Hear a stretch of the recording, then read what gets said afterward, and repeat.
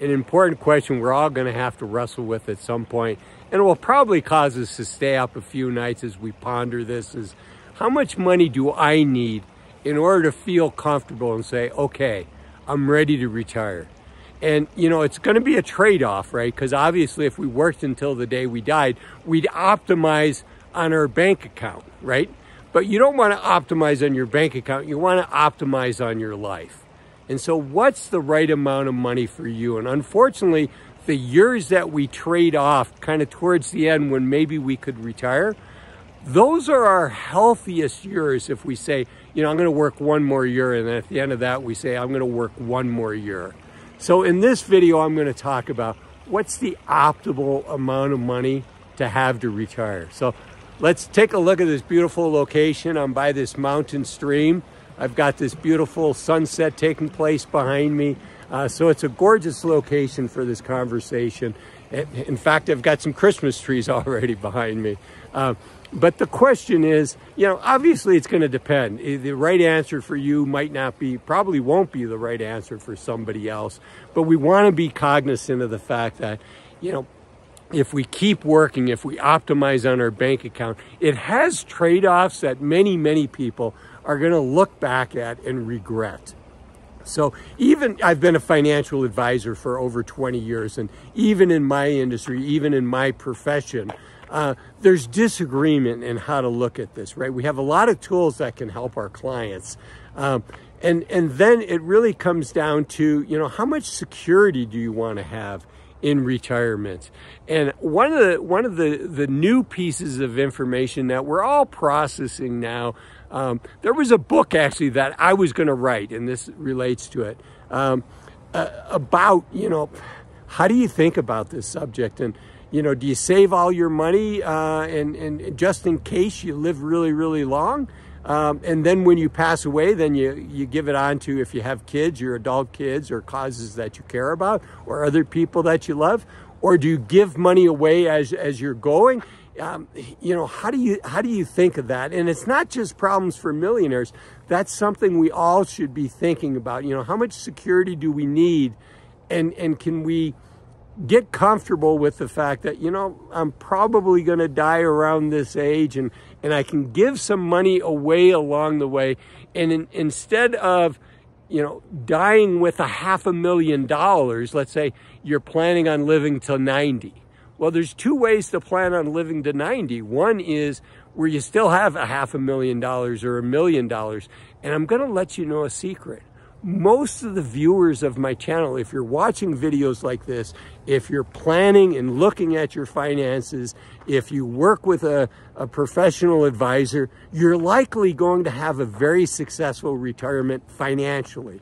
And hopefully just a very successful retirement in its entirety, not just financially.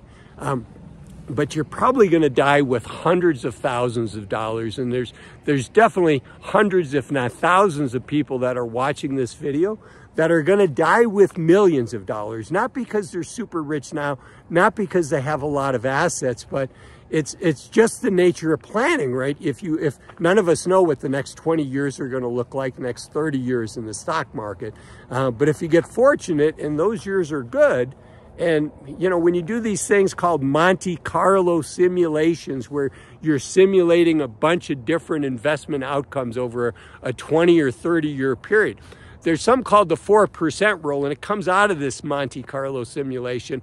And the dirty secret with the Monte Carlo simulation is, you know, that gives you like a 95, 97% likelihood of not running out of money in 30 years. But you know, that's like the worst 3% of cases.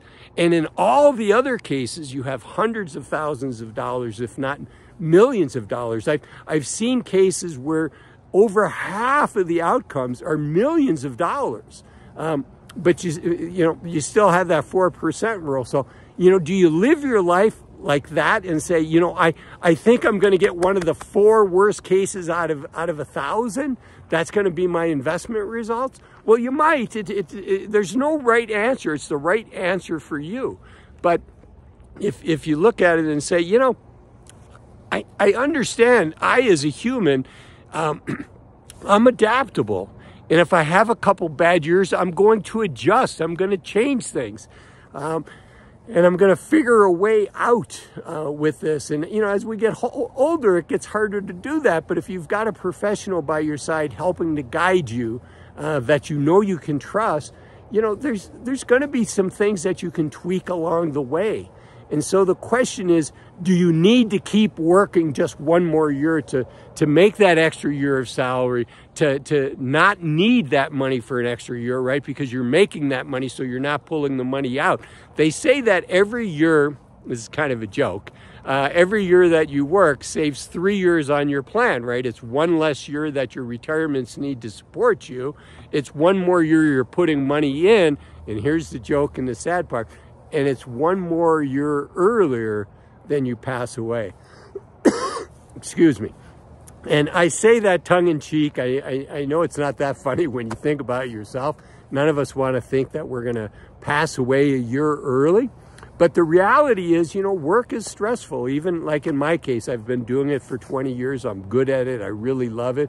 But it's still stressful. It's still work. It's a 4-letter word, right? W-O-R-K.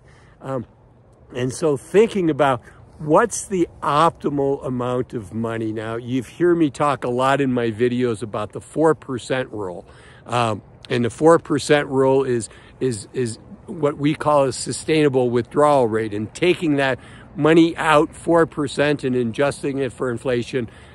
It's not that simple. I do encourage you to work with a financial advisor, but that, you know, as a ballpark, it's pretty good, and it gives you a high likelihood that you'll never run out of money if that's what you do. But what it also means is you're not supporting your adult children in some things. You know, by the time hopefully, you know, I live to 80 or 90. So in 20 years, you know, my kids are going to be in their mid-40s. They're going to have already struggled to save up for their first house. They're going to already have, you know, struggled to, you know, when they have kids and all the expenses that come with that. So would I rather wait until my wife and I pass away for them to have that money? Or could I give them some of that money along the journey and have confidence that I'm still going to have enough? And so there's a book, I think I mentioned it earlier. It's called Die with Zero. It's actually a book I was going to write a book like that. And the author, Bill Perkins, did such a great job that, you know what, I don't need to write that book anymore. I still have a book inside of me. I'm not sure what book that's going to be. But Bill Perkins, the book is Die with Zero. It's a super helpful book, and it kind of goes more into everything that I'm talking about here. Okay, and so I suggest that book, and then there's also another really good book as you're approaching retirement. It's called Strength to Strength, and the author there is a guy named Arthur Brooks, and that talks about, you know, how do you get ready mentally in order to retire? You know, for many of us, particularly for guys, you know, so much of our identity is tied into who we are, and it can be hard to leave that behind. And so that book is called Strength to Strength by Arthur Brooks. I know you're going to enjoy it, and I also know you're going to enjoy this video up here that talks about why you may need less to retire than what you think. Thanks for watching this video. Bye-bye.